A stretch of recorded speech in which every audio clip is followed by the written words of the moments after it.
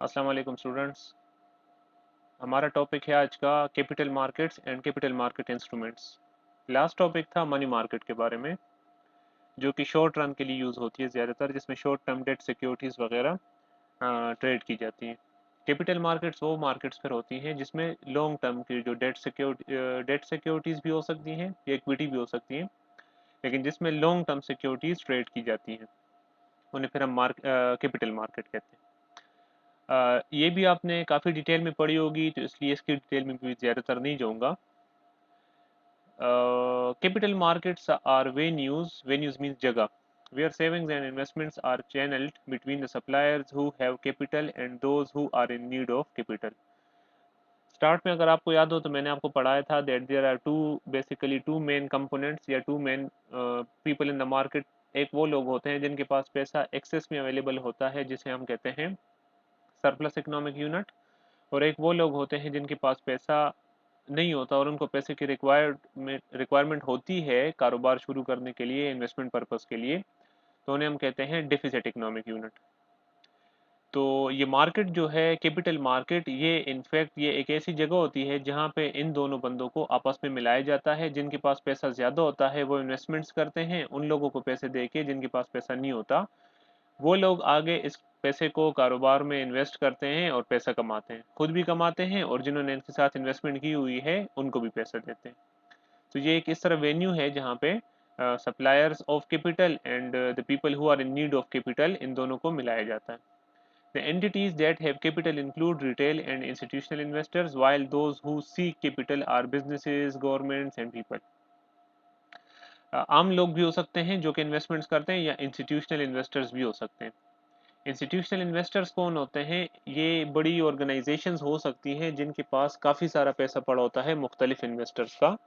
वो pool of money बनाते हैं और फिर बड़ी बड़ी इन्वेस्टमेंट्स करते हैं। कम पैसे से आप इन्वेस्टमेंट तो कर सकते हैं, लेकिन उसका इम्पैक्ट वैसा नहीं होगा जिस तरह आप एक ह्यूज कैपिटल के साथ कर सकते हैं। तो इसलिए इंस्टीट्यूशनल इन्वेस्टर्स जो हैं ये एक बहुत अहम कैरेक्टर होते हैं मार्केट में, जो कि इन्वेस्टमेंट का काम करते हैं। मुख्तलिफ जितनी भी मार्केट्स होती हैं उनमें ज़्यादातर पैसा यही लोग लगाते हैं। अच्छा याद रखें, such people are very much powerful. ये बहुत पावरफुल होते हैं और ये अकेले ही तकरीबन ट्रेंड को चेंज कर सकते हैं। मींस इतनी ज़्यादा बाइंग कर लेते हैं कि डिमांड आपकी बहुत ज़्यादा बढ़ जाती है, जिसकी वजह से प्राइसेस ऊपर चली जाती हैं। और फिर इतनी ज़्यादा सप्लाई भी कर सकते हैं कि पूरी की पूरी मार्केट को क्रैश कर सकते हैं, या सप्लाई में इतने इजाफा कर देते हैं कि प्राइसेस बहुत ज़्यादा गिर जाती हैं। तो ये बहुत स्ट्रॉन्ग लोग होते हैं और मार्केट्स को ज़्यादातर यही लोग कंट्रोल कर रहे होते हैं। जो इंडिविजुअल इन्वेस्टर्स होते हैं उनकी इतनी कैपेसिटी नहीं होती, तो इसलिए उनका मार्केट में अमल दखल भी कम होता है। ये सबसे स्ट्रॉन्ग लोग होते हैं और यही मार्केट को कंट्रोल कर रहे होते हैं। Capital markets are composed of primary and secondary markets. The most common capital markets are the stock market and the bond market. ठीक है, ये तो अंडरस्टूड बात है। अच्छा, प्राइमरी मार्केट्स और सेकेंडरी मार्केट्स को मैंने थोड़ा थोड़ा डिस्कस किया हुआ है, वैसे आपको पता होगा, लेकिन थोड़ी सी रिवीजन पर्पस के लिए मैंने आपको बताना था कि होता क्या है या इन दोनों में डिफरेंस क्या है। प्राइमरी मार्केट कौन सी मार्केट्स हैं? Primary markets are open to specific investors who buy securities directly from the issuing company. अच्छा, इसमें जो है वो पार्टीज अलग अलग होती हैं। इसमें एक पार्टी वो होती है जो कि कम शेयर्स इशू करना चाहती है और दूसरी पार्टी वो होती है जो कि शेयर्स खरीदना चाहती है, सिक्योरिटीज खरीदना चाहते हैं। The securities are considered primary offering और इनिशियल पब्लिक ऑफरिंग्स। ठीक है, इनिशियल पब्लिक ऑफरिंग्स वो हैं जो कि फर्स्ट टाइम मार्केट में इशू किए जाते हैं सिक्योरिटीज। ये वो मार्केट्स हैं जिसमें आपकी पार्टीज चेंज होती हैं। एक वो कंपनी पार्टी होती है इसमें जो कि सिक्योरिटीज इशू करना चाहते हैं, और एक वो पार्टी होती है जो कि सिक्योरिटीज परचेज करना चाहते हैं। तो ये दो पार्टीज इन्वॉल्व होती हैं। अब सेकेंडरी मार्केट में कौन कौन से इन्वॉल्व है बंदे? The secondary market on the other hand includes venues overseen by a regulatory body like the security and exchange commission. Security and exchange commission आपको पता भी होगा कि ये कंपनीज की रेगुलेटिंग बॉडी है। कंपनीज की सारी रेगुलेशंस, पॉलिसीज, प्रोसीजर सब यही बनाते हैं और फिर कंट्रोल भी करते हैं उनको। जिस तरह बैंक्स के लिए रेगुलेटिंग बॉडी पाकिस्तान में स्टेट बैंक ऑफ पाकिस्तान है, या किसी भी मुल्क में उनका सेंट्रल बैंक होता है।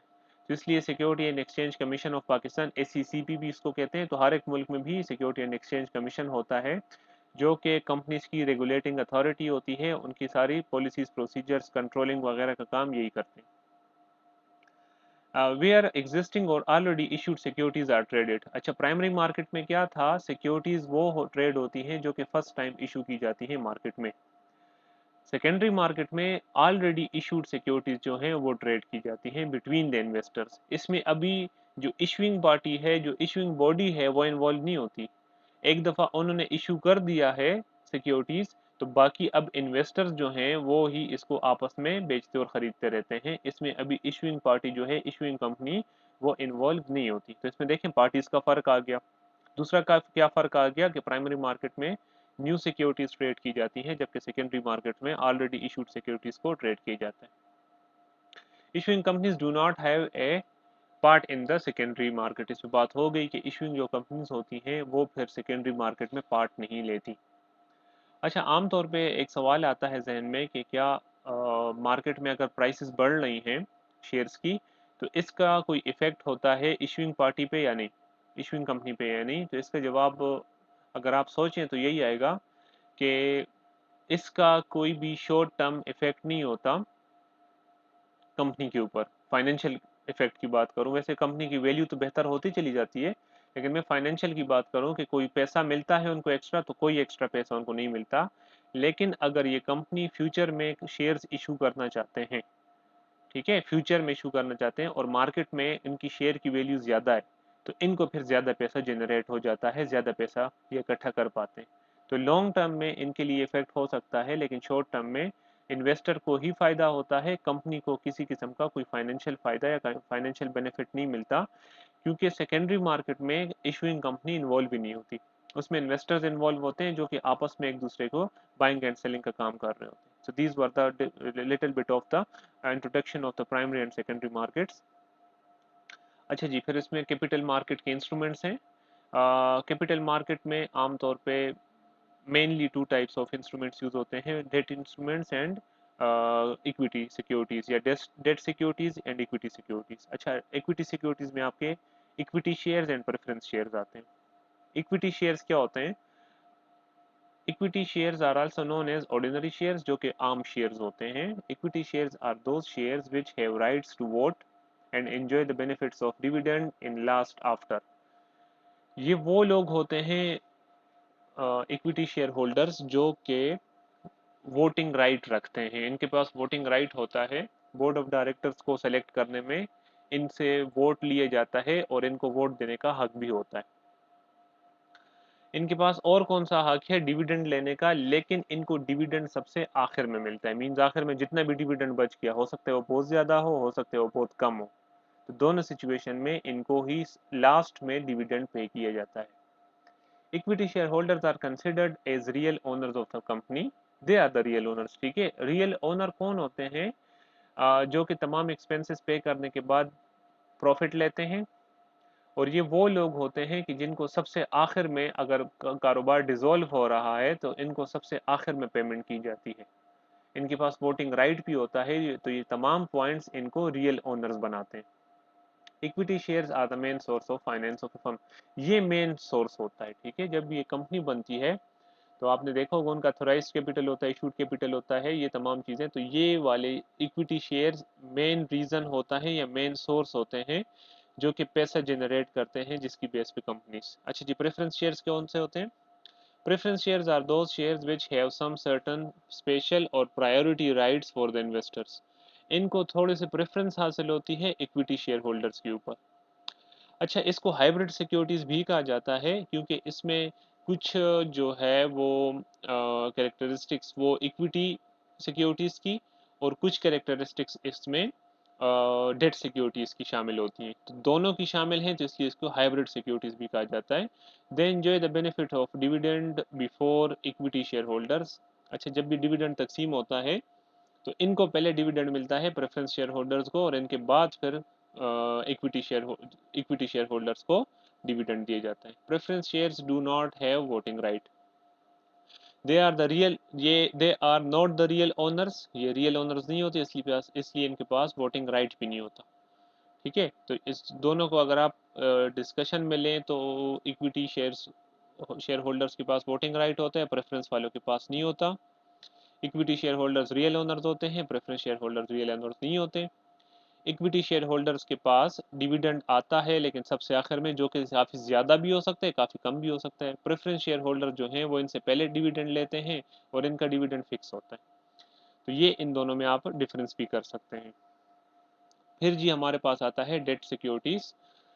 डेट सिक्योरिटीज़ में डिबेंचर्स हैं, लेकिन डिबेंचर्स मेरे ख्याल से पाकिस्तान में वैसे फॉलो नहीं होते जैसे बाहर ममालिक में होते, लेकिन मेरे ख्याल से पाकिस्तान में है ही नहीं है, क्योंकि सुनने में, मेरे अपने ज़ाती बात कर रहा हूँ, कभी नहीं आया कि डिबेंचर्स इशू हुए हों।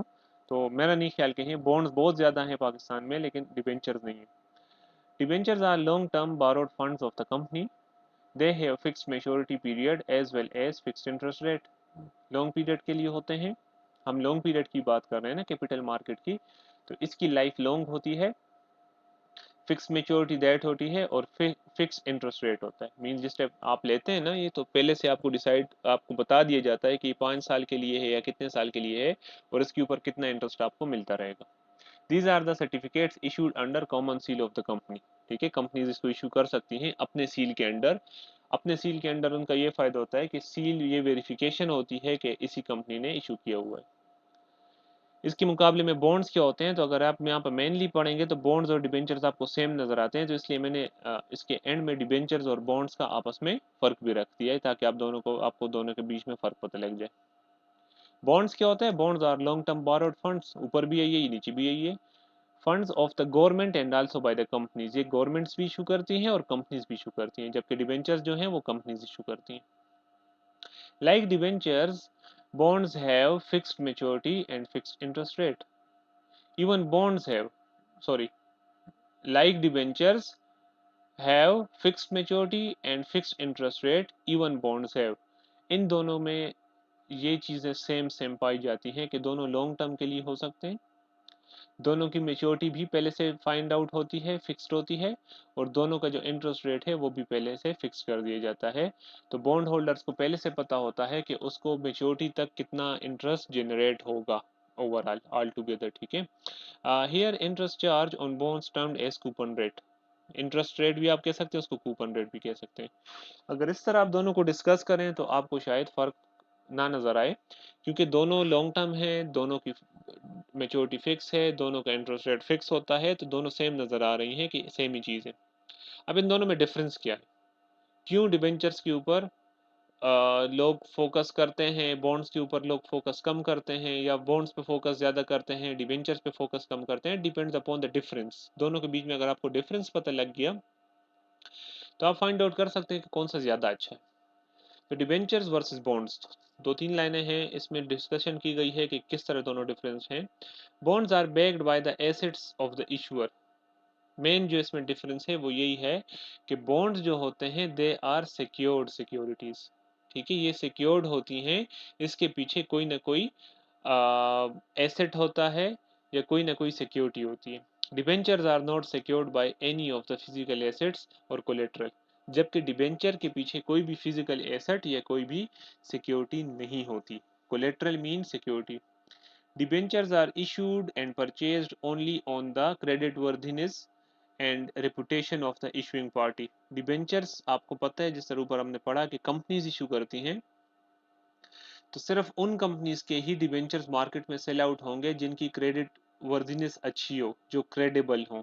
ठीक है, अगर नहीं है तो वो डिबेंचर्स नहीं बेच पाएंगे या उनमें कोई फिर इन्वेस्टमेंट नहीं करेगा। The interest rate of bonds is generally lower than debentures. Debentures के मुकाबले में बॉन्ड्स का जो इंटरेस्ट रेट है वो कम होता है।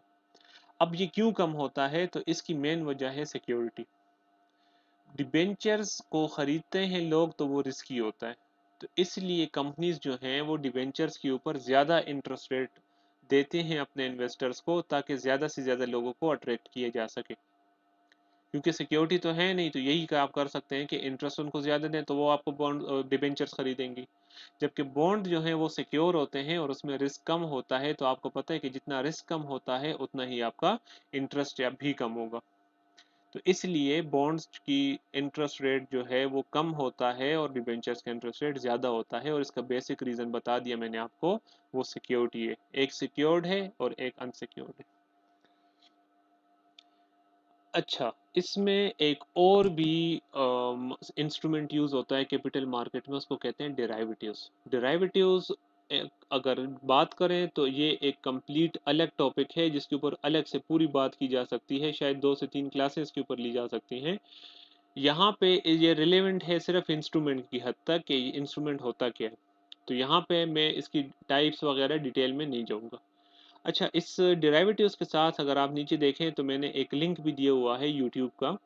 यूट्यूब पे आप जाएं, उसमें 1 और 1.5 मिनट में पूरा डेरिवेटिव समझाया गया है। तो अब मैं आपको यहाँ पे बता तो देता हूँ कि होता क्या है, डिटेल भी बता दूंगा, लेकिन आप वो वीडियो देखें तो आप जब ग्राफिक्स के साथ देखते हैं तो आपको ज़्यादा आसानी से समझ आ जाती है किसी भी चीज़ की। तो डेरिवेटिव को सही से समझने के लिए या उसको ग्राफिकली देखने के लिए आप ये जो यूआरएल मैंने दिया हुआ है इसको विजिट करें और इस पे वीडियो को देख लें तो आपको पता लग जाएगा कि डेरिवेटिव्स होते क्या हैं।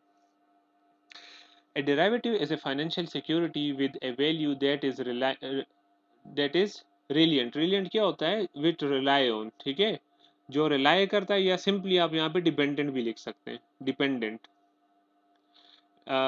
upon a derived upon, sorry ये दोबारा पढ़ लेता हूँ.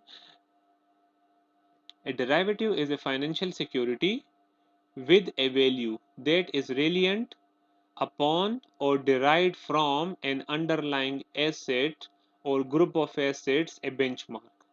The derivative itself is a contract between two or more parties, and the derivative derives its price from fluctuation in the underlying asset. अच्छा, डेरिवेटिव क्या होता है? डेरिवेटिव एक फाइनेंशियल सिक्योरिटी है, लेकिन ये बेस करती है किसी और चीज के ऊपर। अंडरलाइंग एसेट कहते हैं जिसके ऊपर डेरिवेटिव्स बेस करते हैं ना, उनको कहते हैं अंडरलाइंग एसेट्स। दोबारा सुन लें, डेरिवेटिव एक फाइनेंशियल सिक्योरिटी है, इसकी अपनी वैल्यू नहीं होती, ये किसी और चीज की वैल्यू पे डिपेंड कर रहे होते हैं। अब मिसाल के तौर पे मैं आपको एक आसान सी एग्जांपल दे रहा हूँ कि फर्नीचर को ले लें, ठीक है?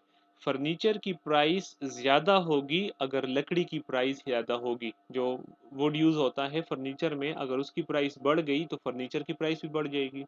दूसरी मिसाल ले लें, शुगर की। शुगर की प्राइस जो है वो डिपेंड करती है शुगर केन के ऊपर। तो अगर मार्केट में शुगर केन की प्राइस बढ़ गई तो अल्टीमेटली शुगर की प्राइस भी बढ़ेगी। गन्ने की प्राइस बढ़ गई तो चीनी की प्राइस भी बढ़ेगी। ठीक है? तो इसमें आप देखें, जो मेन हमारा प्रोडक्ट है वो बेस कर रहा है अपनी उसकी वैल्यू पे नहीं, किसी और चीज़ की वैल्यू के ऊपर। हम यहाँ पे फाइनेंशियल डेरिवेटिव्स की बात कर रहे हैं, तो फाइनेंशियल डेरिवेटिव्स ये मैंने आगे दिए हुए हैं। The most common underlying assets for derivatives are stocks, bonds, commodities, currencies, interest rates and market indexes.